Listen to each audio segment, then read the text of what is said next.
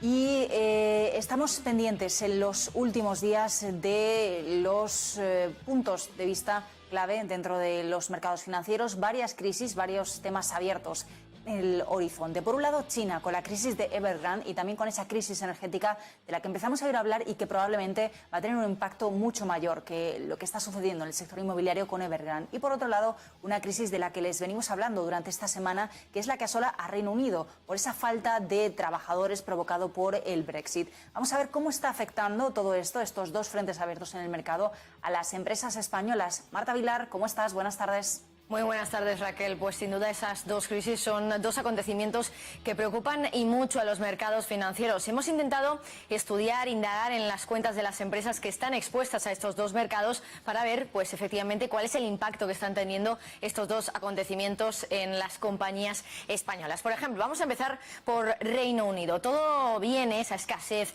de trabajadores viene un poco por el Brexit y también por la pandemia. Se estima concretamente en 2 millones de trabajadores que faltan en Reino Unido. Esa sería la escasez de trabajadores que hay en el país, según datos de la REC, que es la Confederación Británica de Reclutamiento y Empleo. Y de hecho, por ejemplo, un dato curioso es que en la semana del 13 al 19 de septiembre se publicaron 223.000 nuevas ofertas de trabajo en Reino Unido, en tan solo una semana. Bueno, ¿qué trabajadores faltan? ¿De qué sectores? Pues, por ejemplo, falta personal de marketing, también falta personal de ventas. En definitiva, aunque es cierto que los efectos más devastadores de momento los estamos viendo en aquellos sectores que dependen de productos, por ejemplo, pues lo estamos viendo en gasolineras, falta combustible, lo estamos viendo en supermercados, tenemos estanterías vacías. Es cierto que también las empresas de sector servicios pues también están viendo esa escasez de trabajadores. Y es ahí en los servicios donde nuestras empresas españolas están focalizadas en estos mercados, por ejemplo, en Reino Unido. ¿Cuáles son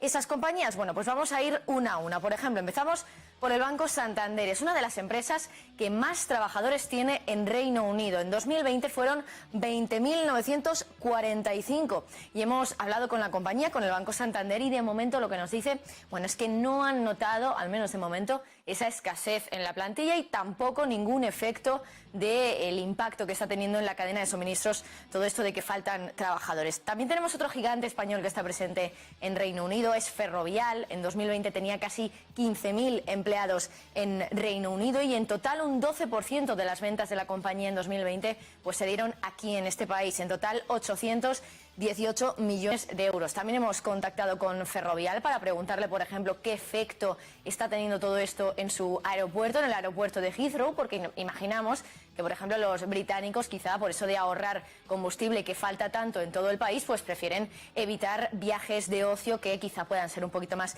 innecesarios, pero de momento no hemos tenido ningún tipo de respuesta por parte de la compañía.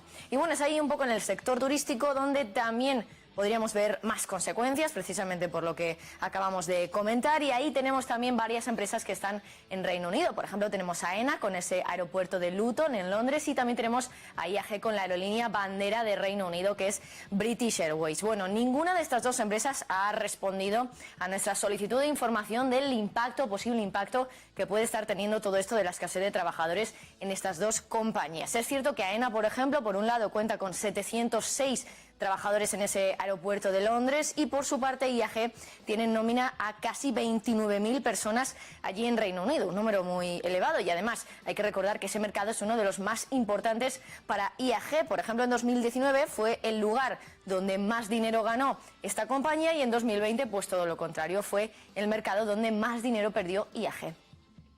¿Qué hay de China, Marta? Porque hablábamos sobre todo de Reino Unido. Vamos a ver si en los próximos meses tenemos un poquito más de respuestas o más datos de los impactos que comentabas. Pero en el caso de China, ahí hay varios frentes abiertos, lo mencionábamos antes. Por un lado tenemos la crisis Evergrande, que sigue abierta. Ya nos contaba Marta hace un ratito que ha vuelto a caer en ese segundo impago esta semana. Y por otro lado, la inminente crisis energética. ¿Qué exposición tenemos en el caso de las empresas españolas en estos dos frentes abiertos en China? Sí, bueno, por un lado, como dices, tenemos ese posible colapso por parte de Evergrande. Una de las grandes preguntas que asolan los mercados financieros es hasta qué punto pues va a arrastrar al resto del sistema financiero. Y nosotros aquí en casa nos preguntamos si va a tener algún tipo de impacto, por ejemplo, en el sector financiero español. Por eso hemos indagado un poquito más en las cuentas de dos gigantes bancarios españoles, BBVA y Santander. Nos hemos preguntado qué exposición a China tienen y, por ejemplo, si miramos a las cuentas del Santander de 2020, vemos que tienen 66 empleados en China, solo 66 en una empresa del tamaño del Santander, por supuesto, y además solo generó 3 millones de euros en ese mercado en 2020. Hemos hablado con ellos, con el Banco Santander, y nos han advertido de que no tienen exposición, dicen que tienen una exposición nula a Evergrande y que además no tienen bonos de esta compañía, unos bonos que, como decimos, pues hoy la compañía pues se ha vuelto a conocer que habría afrontado ese segundo impago. Por ejemplo, si miramos a las de BBVA, pues un poquito más de lo mismo. Por ejemplo, China ha contribuido en 1 millón de euros al resultado bruto de BBVA en 2020 y además el banco solo tiene a 29 empleados allí en nómina, con solo una sucursal en Shanghái. Luego, por ejemplo, tenemos ese asunto de la crisis energética de la que hablabas también, Raquel. Sabemos que China quiere contaminar menos, quiere depender mucho menos de energías contaminantes, pero hay que recordar que es uno de los países más grandes del mundo. La demanda es muy elevada, demanda de energía, y por eso pues está habiendo cortes de luz en muchas áreas del país. De hecho, algunos medios locales informan de que en alguna ciudad del norte incluso se han tenido que apagar semáforos, y claro, con el caos en el tráfico que ha provocado pues todo esto.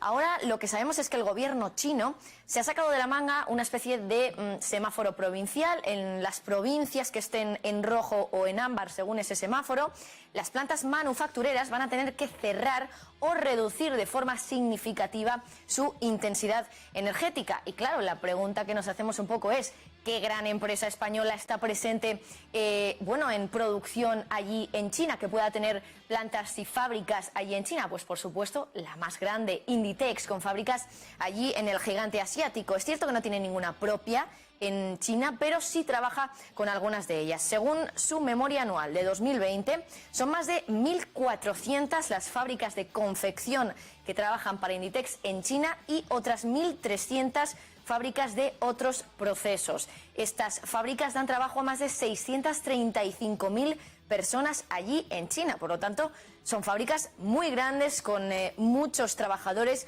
Y hay que recordar, eso sí, que Inditex no desvela cuáles son sus proveedores, no desvela el nombre de esas compañías, y por lo tanto tampoco podemos conocer, porque la empresa no lo hace público, exactamente dónde están situadas esas fábricas con las que trabaja Inditex, y no podemos saber, por tanto, si están en esas provincias que están en rojo o en ámbar y tienen que cerrar o reducir significativamente esa intensidad energética.